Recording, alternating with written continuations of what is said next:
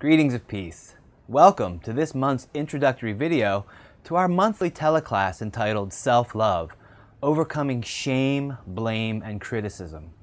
Now, this is a very important topic because very often when I'm working with someone and they're not able to transform their challenges and achieve true healing, it's because somewhere in their life, in an unconscious and subtle way, either shame and blame and criticism of themselves or someone else is at play and is keeping them from being in relationship with their true obstacles and finding healing and transformation.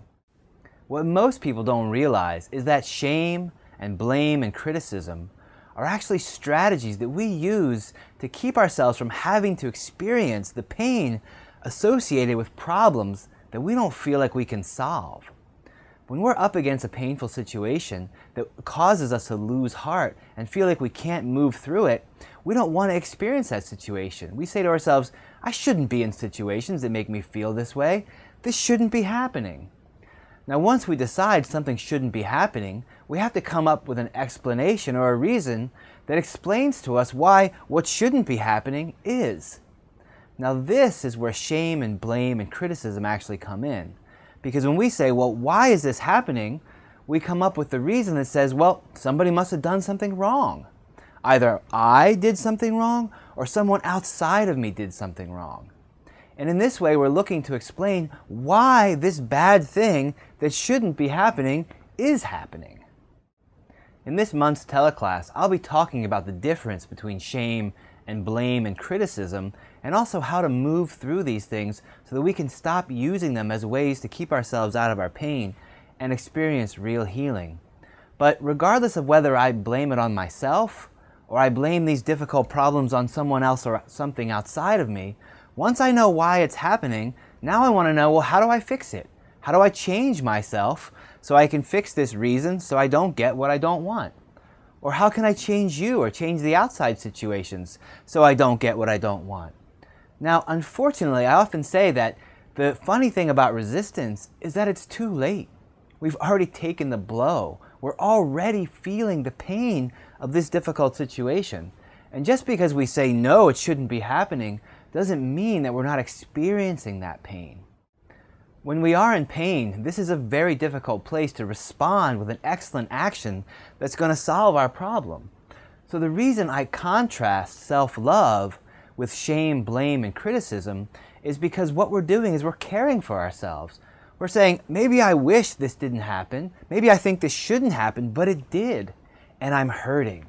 And by saying yes to our problems and facing them, we experience the pain that issues forth from inside of us in the face of those problems. This gives us a chance to discover the mistaken identity that's truly in need of help so we can resolve our painful problems. When all we do is say this shouldn't be happening, no to our pain, use shame, blame, and criticism to push it away, and then try and work on the reasons that we've come up with to explain our painful situations, this just results in struggle because the person in pain who has gone unnoticed and uncared for is trying to solve their situations. Spiritual healing tells us that the way out of our problems is by going through them with grace and responding with an excellent action. Now, when something happens and we're in pain, all resistance wants to do is to get out of what's happening and into what we think should be happening instead.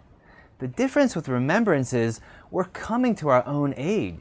This is why I say spiritual healing is about self-love or self-care. When something difficult happens, we're saying, well, what's going on? What's the problem? And what specifically about that hurts? Rather than asking ourselves, why is this bad thing happening? We're saying, why does it hurt? What about this situation is the most painful for me? And then coming to my own aid by discovering what part of myself needs help getting through this painful problem so that I can find resolution and the life I'm longing to live. In this month's teleclass, I'm going to be talking about how we specifically get out of shame, blame, and criticism and get back on the road of remembrance and healing ourselves. The other thing I'm going to cover is how do you respond when you're on the other end of shame and blame and criticism? When someone is saying that you're the reason for their painful circumstances. How do you deal with that? How can you respond in a way that's going to bring about healing for you, the other person and the relationship. I hope you found this short video to be helpful. I'm going to be covering a lot more on this topic in this month's teleclass. Remember that these teleclasses are included in the tuition of the Live Roo online healing program. If you haven't had a chance to sign up for the program, go to liveroo.com and find out all about the program and get yourself registered so you can be part of our monthly call. If you found this video to be inspiring, please pass it on to your friends, Facebook, and otherwise. And I look forward to talking to you on the monthly call. Blessings.